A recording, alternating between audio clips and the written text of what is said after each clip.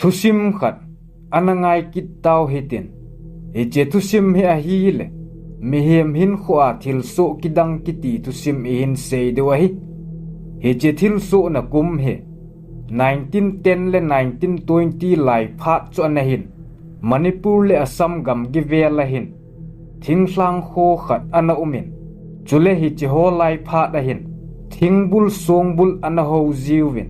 tu ni chanin zong hi to bang ho hi gam khat in zong a na lai zin hi che kho a hausa pu he hausa mai se hi lovin doi them ta ki sei min thang khat zong ana hin thilbol thei na zat zong anei danin ana ki sei zin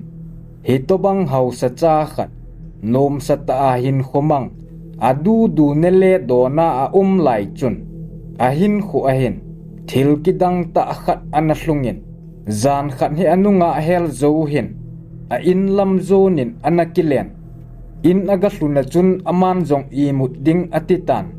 hin la alup zo chom khat a hin azun a hung so in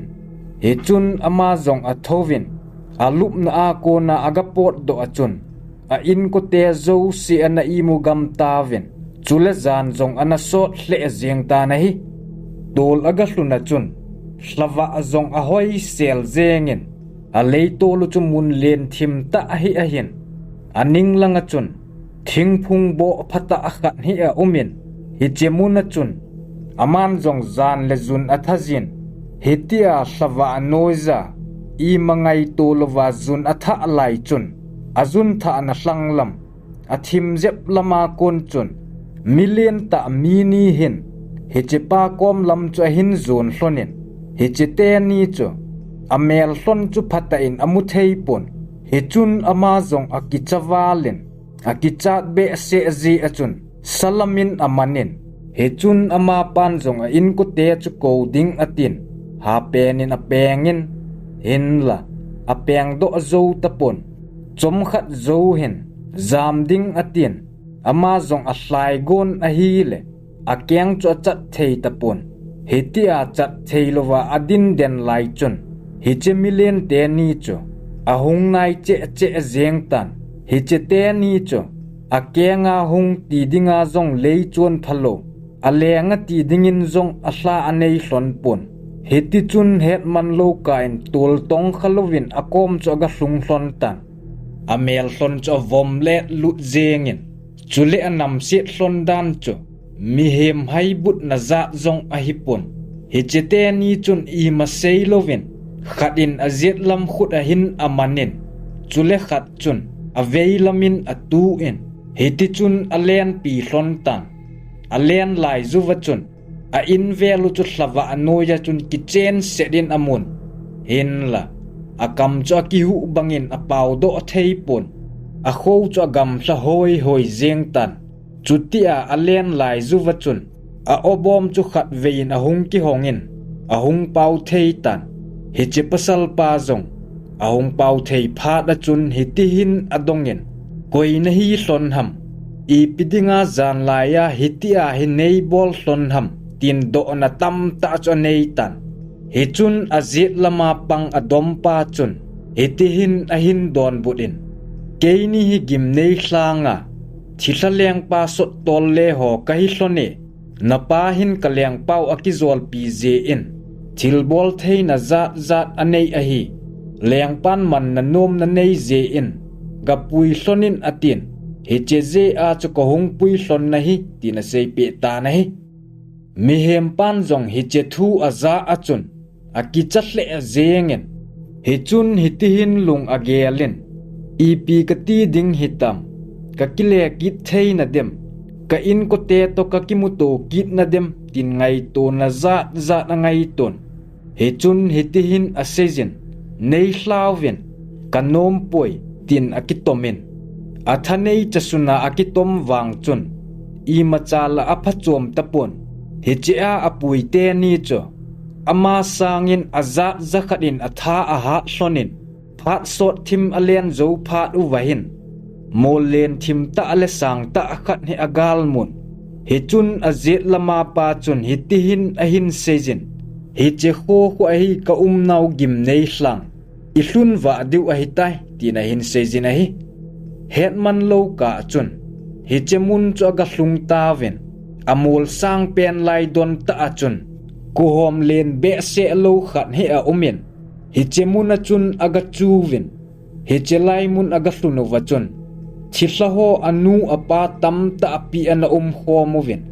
Hi che ho loi chun. Khat hi ana kim velu ven. Hi che pa cho. Adang zo se sang chun a lenin. Koi ma sei pe lo chun. A leng pau a hi ding chu a het hezin. He chun ama chun he tihin a hin sejin. Na hung hlunu hi tam. Na hung nau zong agam hlan. Chol hle a zieng ta vinate. Ga ki cholun. Zieng ka lam le ki muto ki tau te. Tina hin sejin a hi. Alung gel la chun. Zam do thei a hi dem. Zam ding dan ki gel le i ti zong le a het do te du a hin. Ki zam do ta ba zong le. Ka khu na don ka he thei ta pun. Ki gam mang te yin tin. Ei mat ki te du a hin. Hitia mo zieng ding la kadat thei pun tia akigel lai hin. A het lo ka chun ana i muslutan. A zing ni khu a hung kha ado a chun. Zana a thil to chu a zan mangham tin akingai ton. Hin la a na chula ata a hikit in. Chom khat zo hin. Thila khat cho hungin. Leng pan na muno me tin aga sei pe tan. He chun aman zong hi che thila pa cho azui phejin. He ti chun leng pa kom cho aga hlung hlon tan. He che a leng pau cho. Ki chat a hle a zengin. Chule thila dang ho zong chun a ve ngam po vin. He chun thila leng pa chun. He ti hin a hin sejin. Na pa to ka ki zol zi hlonin. Ka so phata a hi. He che ze a chu nang ka hung puisa ana hi. Ka thulowa na zam do po le na thi ding a hi. Ama wang. Kei ho ko ma phate cha na le. Kei ho thil bol thei na zo se zong ka pe ding. Kei ho mi le sa a ka sim ding na hi. Tina sei pe ta na hi. Chu in ama pan zong ki ngai to dan zeng zong a he thei tapon. Zam do a thi sang chun. Ama hol a uma hin ding zo cho ki gel satan. Hi che a pat chun. Thila hol a chun a khosatan. Chule a thil bol thei nau zong a chang tan. Hi che GIMNEI hlang vel la a chun. A nop na mun ho in a leng le zin. Ni khat hi. Thila leng pan a Hinkho ho mu vin. Hi ti hin a sejin. Gamsa i ki so diu a hi. Ipi na ki so nom pe nu vem. Na nop ki so uvin tin a hin sejin. He ti chun. Sampi le sadang dang a ki so uvin. Mihem lo kon le gam leng zi ho cho. Saham zat chomin a hlem zi uvin. Gam leng zi ho chun. Mei pumin kap ding ati zi uvin. He che teng chule. A thil bol thei nau mang chan a ki sel zi uvin. I to banga akap zi wang uva chun. Akap kha thei zi po vin. Mihem ho mu thei lo dingin a ki siam zi uvin. Lo kon ho le nu mei thing po ho cho. Husazat chomin a hlem zi uvin. Abang kom hile. A hung kon na het thei lo diu chun song neo cha chan a sep zi uvin. A kom velova thing na le nang bo ho cho. Hui nung lo be chun a suling zi uvin. Abang kom hile. Nasaten a nui zi uvin. Hi che hau sa pu cha pa zong hin. Thilate to ki vop cha nop sa hle zengin. Mihem ho sa nga thil bol thei na nei nau cho. Aman zong anop sa pen thil khat a hitan. Mi bol thei lo bol thei danin a ki gelin. Mihem hon a ki chat dan ho cho. A leng pau kom chun a sei ziwin. Hi che a leng pau chun. Hi ti hin a hil zin a cha te cho. Na nop win mihem ho cho sugen thei zuwin. A oi zule a lu nat sa uvin lang. Nat na za din eng bolovin. Tina sei pe zina hi. Mel sita a le ki chat umin a ki siem ziwin. Mihem ho cho su ki cha ziwin. Hi che pan zong. Hi tia a mihem chan pi ho a eng bol ziw cho. Kidang ten nom a sa hle a zengin. Phat le ni ho che bangin. Ama ho lung thim hi na cho hin nei tan. Ni khat he. A leng pau cho hiti hin adongin. Vo ka leng. Leisit chunga hat pen le thil bol thei pen i hiu ham. eho sanga hat zo thihladang umem tin adong tan nidanga asei ngai lo chu asei pe in na dei dei eng bolun hinla maiwa set ho la in wang ching thejun heche maiwa ho chuna mu mulew agang thei penin kisel zengun agam thlat thei pen na ana len mangji duahi tin asei pe ta nahi heche zo chun thildang ima asei kit tapon heche a atu sei chu hau sapu chapan jong kidang asa hle zengin aman jong hitihin alung agelin gin chat lova ke ho sanga ha zole thil bol thei an zeng he kalung adong hle e kaleng pau chu thilala a hat pendinga kanagel chu ama sanga hat zo chu koi ai tadem tin agel tan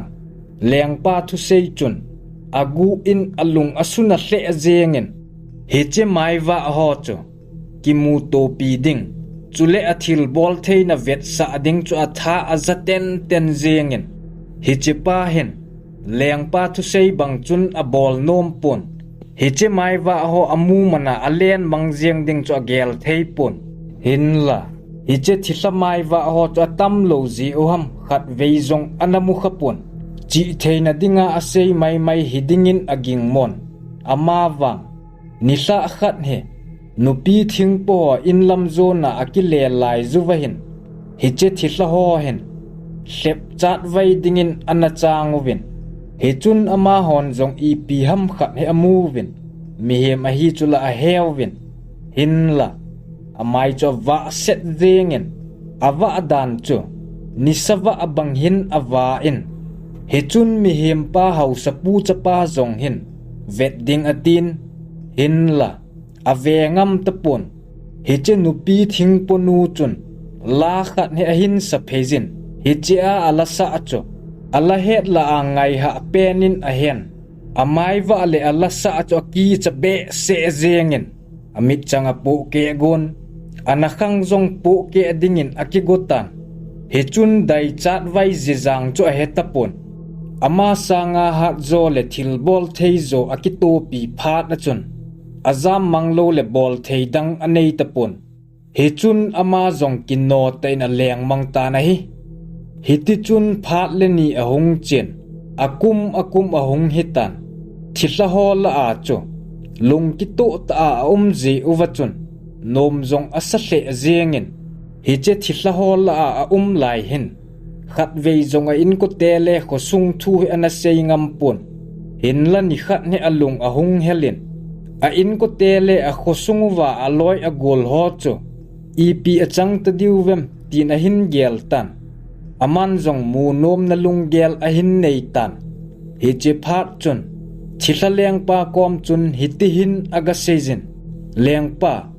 lung set ten phat chom khat ka in ko te ga vilinge ka hung do na jong asot jep tan ka in ko te ka ngai tai ka hung ki le kit pai ding a hitai tin aga tau tan ama hola sot ta ji chun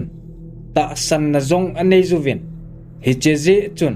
thila leng pan jong athu sei chu anangai pe tan chule a hung ki le ding na ni kho he atep pe in hinla mihem hola a che ding ji chun athanei na le athil bol thei na ho chu Allah amang ding thu a hilin athil to chu koi ma koma a sei do lo dingin avai hla in heche athil to ho chu mehem koma a sei do le a hin na kisan boy thei ding a hi dan ho chu phatte chan a sei pe in hetia a khosung lam azot ding thila ho na het phat uwachun anaki wo pg GIMNEI hlanga thilla aloi a gol ho chun angai hle a zengowin masanga a hungpui te ni chun a khopam chanu chu aga tha hlonin khopam a pha over chun mihem lim le mel a hung ki su tan hiti chun aga chen kum sot ta ada hla na a khosungu chu aga hlung tan a kho aga lut a chun mizo sen vietnam ta bang hin a ve su zengwen mit hlamang de in a vewen kidang asa adan nu chu koi ma sei pe lo chun a he them zengin gamsa ham migilo ho hamin atha hi sa dan ho thutam ta don but sen lo chu adongovin heti chun thudong ding cho ki chu tho jeng ta vina hi hinla ama pan wang I ma sei lovin mi pi cho palgal kai zin hiti chun aga chen phat chom khat zo hin a inu aga hlung tan a chun nun a hin mu a chun kidang asawalin ati a phelewin akipa walje chun amit hli a hunglong do in he chun anun zong akolin boy hoiza hiti chan pi chu neida hla oham kangai zidan na het pha lo ham naman zo chun khothingin asun azanin ka holuvin hitia phat sot ta ka holwa ka mu zo lo phat uwa chun athidana ka gelu na hitai tin kap pum chun asei pi tan he chun aman zong anu chu hitihin asei pi in heno gam thlata ka gazin a hi atin adangwang ima anasei tapon gu thim chun apuna hle zengin awa mangna sot ta je chun a khosungu chu ana ki khel hle zeng tan apa ngai ta zong chu ana tapon anu mei thai a hi a hin het do achun alung thim atong khle zengin thilho ko ma sot je chun mihem hola hlat dan a them tapon I ma zo se cho tha bia akizil angai jin nisi an ne ele cha hol na an na to chule ha satta a to chu mihem te hin kho ha sat dan cho hedo tan a na luilam agel do jin alung zong a hel hle jeng jin a hi hitia mihem hol a awa le lai chun ni khat ni a khu kom wa khu khat a hin aloi ho to che dingin akigovin he che ho chu ama ho khosanga lenzo a hi je chun thil them ga cho ding atiu a hin hi che khoa a cheu wa chun thil zo si a ki khel sa in agin cha lo be thil cho hong hlung tan a che nau khu a chun a loi ho to khosunga awa le lai zu wa chun kidang ta in khada kon chun masanga thilamai wa in la a hin sa cho zakit tan hin la thila banga a ta lo je chun anakhang po ke ding to bang cho a tapon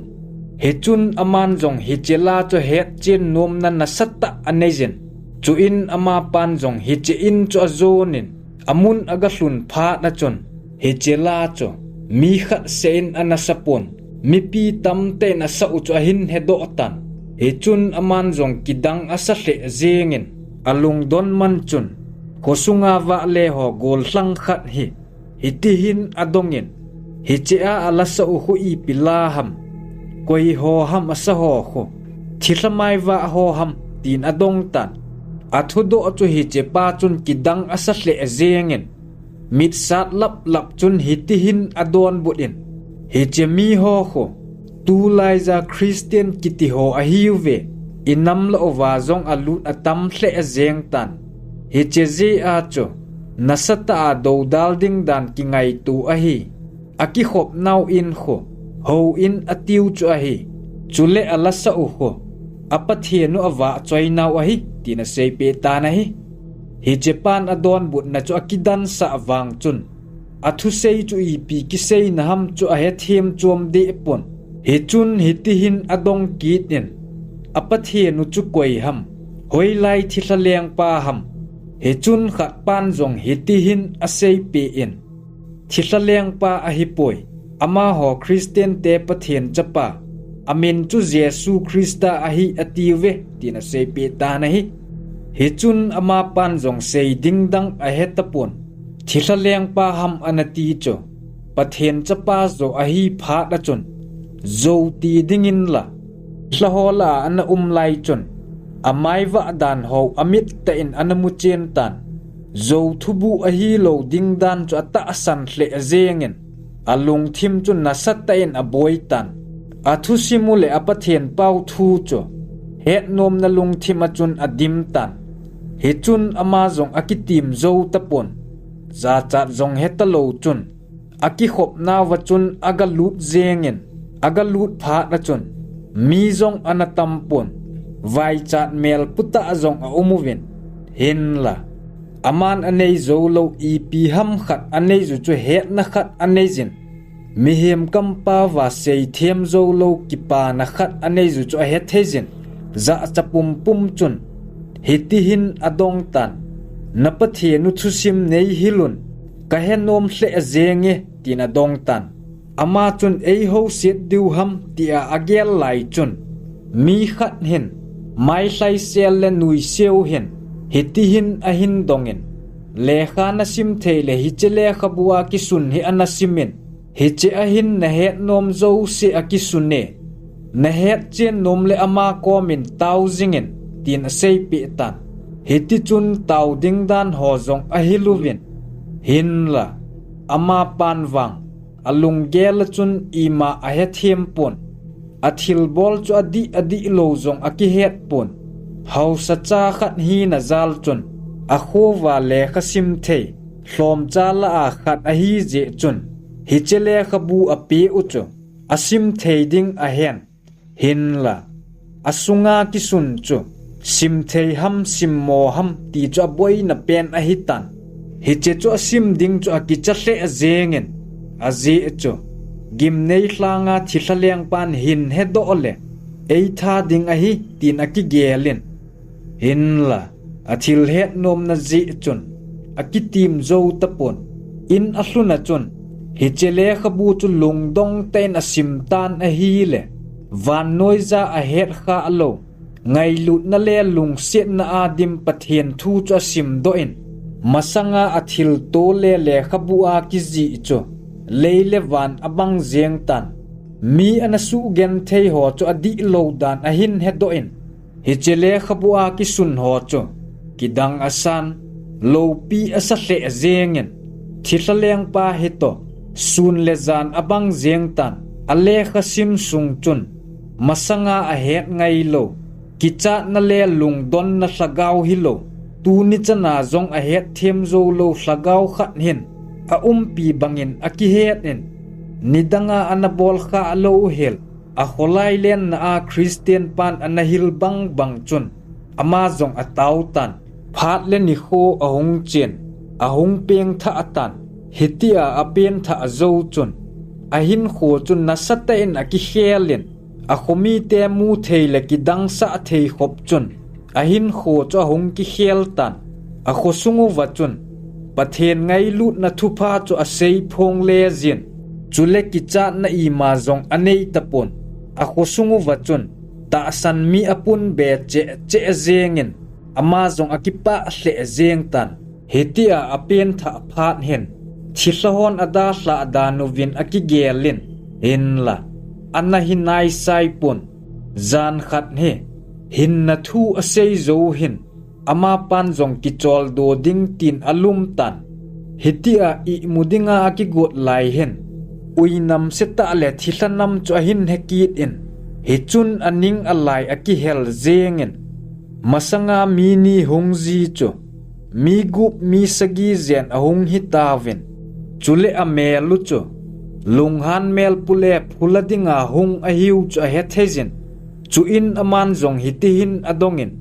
ipi ham na dejo nakomuwa thei ka hitapoi lengdang kabel tai neida hla zeng tawin tin apeng za zengin ama hola achun mihem vomle lut khat hin hitihin ahin sejin chuti mayin zam do thei pon nate kamasanguwa naki ha asel ahitan kaleng pawin na pui dinga ei hin solu ahi na hung nom lo le na thi dinga hi tina sei pi tawin ahi hichun aman zong hitihin ale don bulin kata asa chuna su na theidu ahi hin la kahlagaw wang i malo thei chom po vinate kaki chata po ve tina sei ta na hi hitia asei lai ta chun ala uwa khat chun i piham khat hin akeng chu hin zep in akeng gu cha vo bo pi tan anat dan chu sei zo lo hin anat sa in hin la akicha chom de tapon hichun aman zong hitihin asejin Nazareth Jesu minin hilai muna kon hin lengmang tawin tin apeng za zengin hitia asei pha da chun ama ho zong azam gam tawin hicheni khua ki pat chun aloi lui ho cho na muji tapon ahin kholam pi ahin min ato kha lo thil tam ta anapal gal kaizin akyang thilahon anavo bo pe je uwachun ahin khôn keng bai zin ana umin hin la aman wang kho asapun athi teng le hlamong selan noma akichol ding bo chona gal do ta nahi thusim akichai tai